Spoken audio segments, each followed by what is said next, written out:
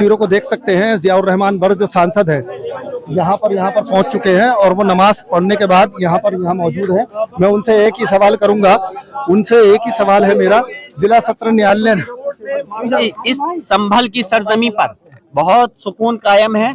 कोई किसी प्रकार का हिंदू मुस्लिम झगड़ा नहीं है, लेकिन कुछ शरारती तत्व जो बाहर से आकर यहाँ पे इस शहर की और इस जिले की फिजा को खराब करना चाहते हैं। मैं चाहता हूं कि सरकार को उसको संज्ञान लेना चाहिए और ऐसे लोगों के खिलाफ सख्त कार्रवाई करनी चाहिए जो कि इस शहर और जिले की फिजा को खराब करना चाहते हैं। रही बात, हाँ, मुझे ये इसके बारे में मैं हैरान हूं इस बात को लेकर के कि कोर्ट के अंदर एक याचिका दायर की गई और याचिका दायर करने के बाद इतनी जल्दी कोर्ट ने, ये मेरा अधिकार है, मैं उसके कोर्ट के खिलाफ आगे भी जाऊंगा और मैं उनके आदेश से सहमत नहीं हूँ। कोर्ट को चाहिए था पहले हमारे दूसरे पक्ष को नोटिस देते और हमारी भी पक्ष को सुनते, उसके बाद में फिर कोई आदेश देना चाहिए था, लेकिन कोर्ट ने आदेश दे दिया। दूसरी हैरानी इस बात की है, जो हमारे संभल जिले का पुलिस प्रशासन है, जो इस उत्तर प्रदेश की सरकार में पुलिस प्रशासन अपने अधिकारी हैं, उनको पता नहीं कौन सा नोबेल प्राइज मिलने वाला था कि इधर आदेश हुआ और उधर अपना एकदम से लेकर के अपने पूरे अमले को लेकर के यहाँ पे सर्वे कराने के लिए आ गए। और जब मैं यहाँ पहुंचा, मुझे खबर मिली, मैं क्षेत्र में था, मुझे खबर मिली, मैं पहुंचा तो सर्वे ऑलरेडी यहाँ पर चल रहा था।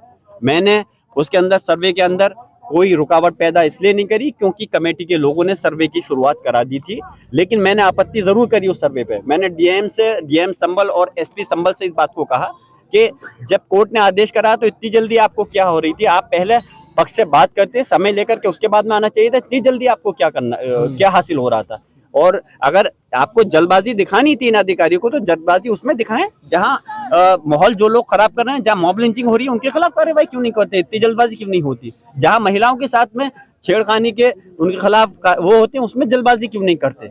लेकिन इसमें इतनी जल्दबाजी करना बड़ा हैरानी की बात है। और मैं फिर से कह रहा हूँ, इस मसले प्लेस ऑफ वर्शिप एक्ट जो है, जो पार्लियामेंट ने बनाया था 15 अगस्त 1947 से पहले, जो भी धार्मिक स्थल, चाहे हमारी मस्जिद है या कोई दूसरे धर्म का धार्मिक स्थल है, वो अपनी जगह रहेगी, उसके अंदर कोई छेड़खानी नहीं होगी। उसकी धारा 2 ने कहा है कि कोई अगर पेंडिंग केस है उन धार्मिक स्थलों पर, उसको भी बंद कर दिया जाएगा। यहाँ तो पेंडिंग केस तो बंद करने की दूसरी बात है, यहाँ तो और उल्टा केस दायर किए जा रहे हैं। अरे जो आदेश है, जो कानून है, उसको लागू कैसे नहीं करा जाएगा। उसकी धज्जियां उड़ाई जा रही है कानून की, जो पार्लियामेंट ने बनाया, और जो संविधान है उसकी धज्जियां उड़ाना बंद करे और प्रदेश और देश के अंदर हर मस्जिद की हिफाजत करने की जिम्मेदारी सरकार की बनती है। और धारा प्लेस ऑफ वर्शिप एक्ट में धारा 3 में यह है कि कोई भी अगर धार्मिक स्थल को दूसरा मजहब का नहीं बदला जाएगा, सिर्फ बाबरी मस्जिद को छोड़ करके था कि बाकी धार्मिक स्थल पर सब पे ये लागू होगा। लेकिन हम अफसोस कर रहे हैं इस टाइप की चीज़ों को, ये जो लोग माहौल ख़राब करना चाहते हैं, और मौका मिलेगा तो मैं पार्लियामेंट के अंदर भी इस मसले को रखूँगा। और मैं चाहता हूँ कि ये मस्जिद किसी धर्म को तोड़कर नहीं, धार्मिक स्थल को तोड़कर नहीं बनाई गई है। मैं दोबारा से इसलिए रिपीट कर रहा हूँ कि आप बहुत से लोग रह गए थे, मैं कह चुका हूँ, हमारे मजहब इस्लाम के अंदर ये हुक्म है कि दूसरे धार्मिक स्थल को या दूसरे धार्मिक स्थल के धार्मिक व्यक्ति की जगह तो छोड़िए, अगर कोई हमारे धर्म का, हमारे मजहब इस्लाम का भी कोई अगर आदमी है, उसका भी अगर कोई जगह है तो उसकी जगह पे बगैर उसकी सहमति के अगर आप कोई धार्मिक स्थल मस्जिद बनाओगे तो वो जायज़ नहीं होगी। तो हम दूसरे के धार्मिक स्थल को तोड़ के कैसे अपने मजहब से खिलाफ जा सकते हैं। ये कहना कि बाबर साहब ने कि किसी दूसरे धार्मिक स्थल को तोड़ना है, बिल्कुल सरासर गलत है।